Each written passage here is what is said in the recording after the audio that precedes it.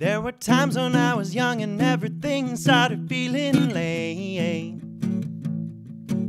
And the only way to fix it was to play my favorite video game.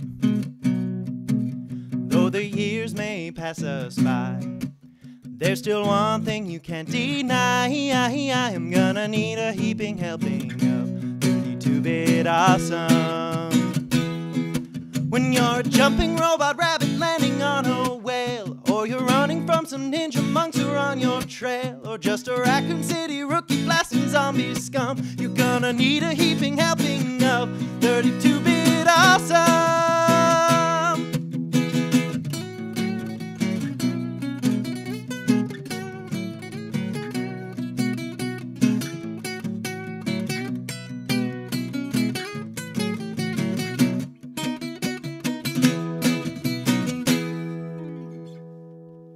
Hello again, my fellow nerdy neophytes.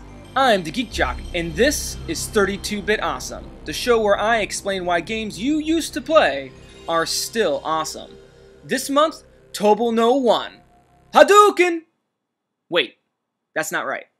The fighting game genre is easily one of my favorites, and Tobal No 1 is fitting for 32-Bit Awesome. It's a really different game, pretty obscure, and is extraordinarily fun once you get into it. The first thing you'll notice about Tobal No 1 is that it was published by Squaresoft, now known as Square Enix, who, as many of you can guess, works primarily within the role-playing genre of gaming. It's strange to see them trying their hand at a fighting game, and you'll see later on how they incorporated their vast knowledge of RPGs into a traditional fighting game formula.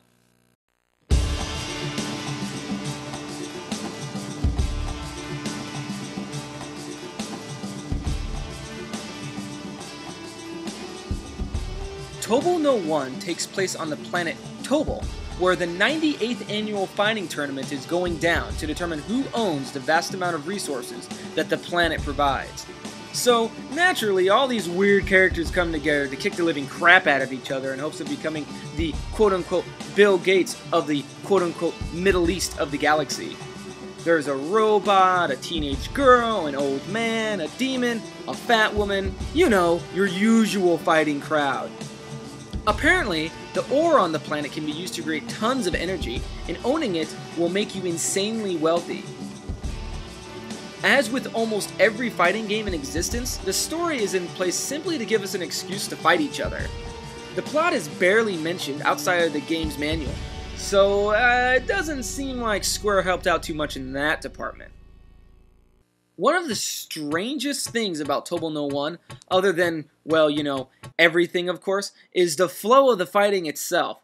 In most other fighting games, it's all about insane speed, hyper-complex combos, and general spamming of attacks and techniques in order to overpower your opponent. This is definitely not the case with TB1. The action is much more subdued, with quick matches to keep things fresh. Almost all of the moves are very, very powerful, and thus you have to be on your shit the entire match. One mistake, which leads to one attack getting through, can literally mean that you've lost 25% or more of your health. It's very unforgiving, but it doesn't make it bad. In fact, it does quite the opposite. It makes the game very tactical. You sort of poke your opponents rather than onslaughting them with a barrage of attacks. This is where the grabs become an important part of the gameplay. I fucking love grabs in fighting games because they've always been insanely powerful, close range, and for the most part unblockable. Tobal No 1's grabs are all of these things, but also allow you to pull or push your opponent into three-dimensional space during the grab. This can either get you out of danger and away from an edge, or it can help you get your enemy near the edge, where you can totally screw them over. If you look at the control scheme, things are pretty simple in comparison to the Marvel vs. Capcoms of today. The circle button isn't even being used. Wait a second. An unused button?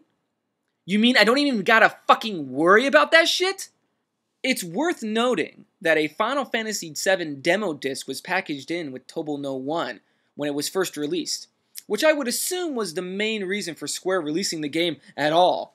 For those of you who didn't live through it, Final Fantasy VII was basically a holy relic that gamers the world over would easily have killed small babies in order to get their hands on. By packing it in with a totally unpromoted, unknown game like Tobal No, it not only increased the sales, but it prevented the demise of hundreds, if not thousands, of infants the world over. Thanks, Squaresoft. Thanks a lot. Going back to the characters for a moment, it's really funny that they were all designed by Akira Toriyama. You know, the guy who created Dragon Ball and Dragon Ball Z. It kind of blows my mind that this game came out before DBZ even aired in America. There was even an advertisement on the back of the Tobal No CD case for Akira's new series, Dragon Ball Z. Man, I loved that crap growing up.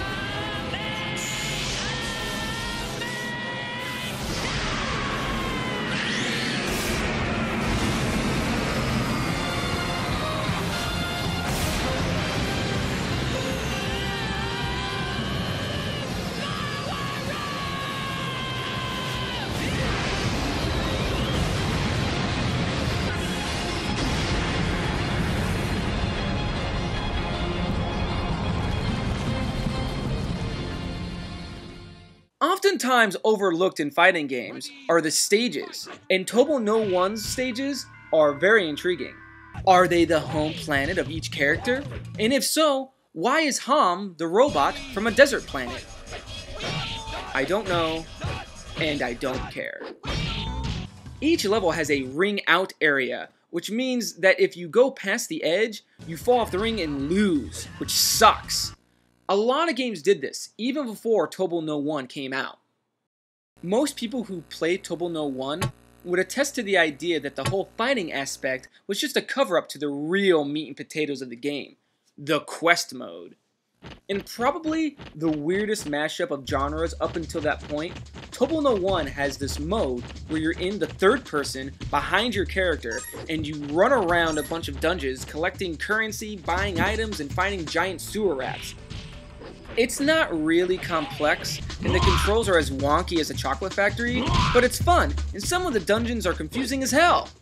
There are 30 of these bad boys, and once you finish them, you unlock various secret characters, who add to the roster for you to fight with, of course.